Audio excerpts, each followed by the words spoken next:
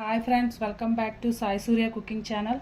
ఈరోజు నేను మీకు వెజ్ ఆమ్లెట్ చేసి చూపిస్తానండి. అయితే దానికోసం కావాల్సింది కొద్దిగా పాలకూర ఒక 3 కట్టలు తీసుకోండి. బాగా కడిగి నీట్గా సన్నగా కట్ చేసి పెట్టుకోండి. కట్ చేసి పెట్టుకున్న ఉల్లిపాయలు, కట్ చేసి పెట్టుకున్న పచ్చిమిర్చి, అలాగే కొద్దిగా అల్లం తురుము. ఇగో ఒక 3 ఎగ్స్, డబుల్ ఎగ్స్ తీసుకున్నా. మీ ఇష్టం, ఏదైనా 2 అయినా వేసుకోవచ్చు. అంటే దీనికి తగినట్టుగానే ఇది కూడా వేసుకోవాలండి, అలా అయితేనే బాగుంటుంది.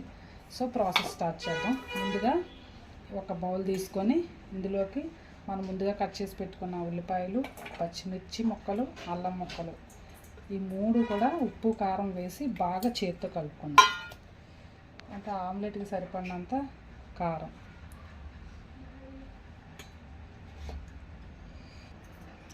కారం వేసుకున్నాక ఉప్పు కూడా తగినంత, అంటే ఆమ్లెట్ కదండి, సరిపడినంత ఉప్పు. మళ్ళీ ఎక్కువైపోతే బాగోదు కదా. సో వీటన్నిటిని ఇలా బీటర్తో బీట్ చేసుకున్నా పర్వాలేదు, కానీ దీంతో కంటే స్పూను దీంతో కంటే ఇలా చేతితో కలిపితేనే బాగా వస్తుందండి. సో దీన్ని బాగా ఇలా స్మాష్ చేసుకుంటేనే బాగా వస్తుంది అన్నమాట. ఆమ్లెట్ చాలా రుచిగా కూడా టేస్ట్గా కూడా ఉంటుంది. ఇలా బాగా కలుపుకుంటే ఆమ్లెట్ కూడా బాగా ఫ్లఫీగా వస్తుంది కదండి. ఇలా బాగా అంటే బాగా కలుపుకుంటేనండి ఫ్లఫీగా వస్తుంది కదా. సో ఇప్పుడు బాగా కలుపుకున్నాం కదా, అలాగే ముందుగా సన్నగా కట్ చేసి పెట్టుకోవాలని చెప్పాను కదా, పాలకూర కూడా వేసుకుందాం. దీన్ని కూడా ఇప్పుడు ఇందులో మిక్స్ చేసుకున్నాను.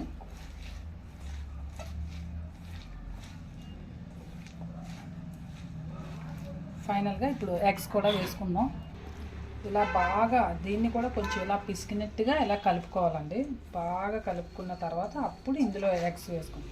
ఆకుకూర కదా, కొంచెం ఇలా కలిపితే చాలా బాగా టేస్ట్గా వస్తుంది. ఇప్పుడు ఎగ్స్ని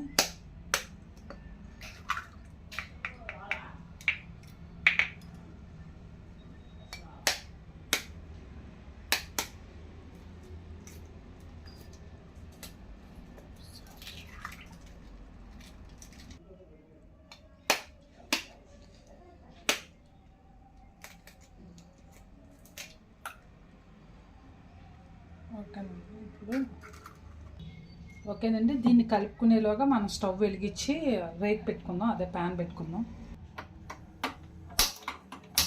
స్టవ్ వెలిగించి ఒక ఐరన్ది రేకు లేదు నాన్ స్టిక్ ప్యాన్ అయినా పర్వాలేదండి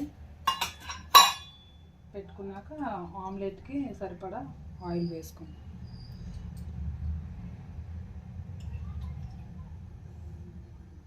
ఒక 2 స్పూన్స్ వేసుకోండి, మళ్ళీ పైన మళ్ళీ కొద్దిగా వేసుకుందాం. సో ఇప్పుడు దీంతో బీటర్తో కానీ స్పూన్తో కానీ ఇప్పుడు కలుపుకుందాం అండి. ఎగ్స్ కదా, చేతితో పిసికితే స్మెల్ వస్తుంది కదండి, వాసన. ఫస్ట్ మాత్రం అవన్నీ అలాగే బాగా కలుపుకోవాలి. పచ్చిమిర్చి, ఉల్లిపాయలు, అలాగే అల్లం ముక్కలు, పాలకూర, ఉప్పు, కారం అవన్నీ కూడా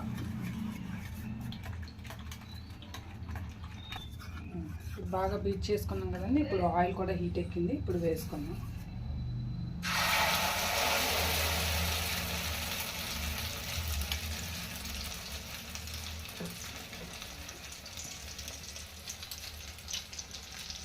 ఇప్పుడు అంత గ్రీన్గా ఉందో. ఓకేనండి, ఈవెన్గా చూసారా బాగా కాలింది కదా. దీన్ని టర్న్ చేసుకుందాం.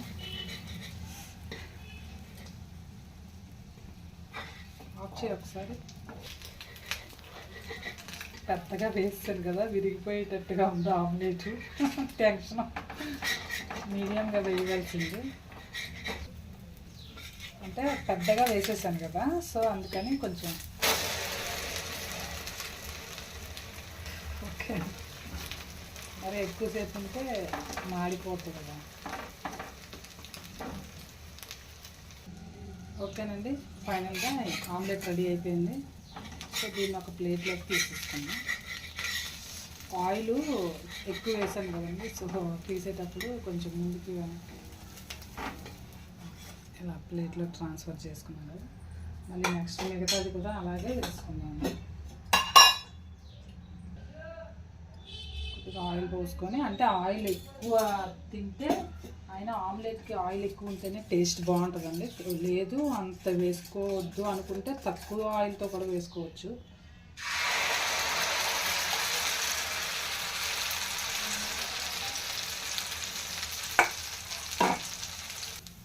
ఫైనల్గా ఇది రెండోది కూడా రెడీ అయిపోయిందండి.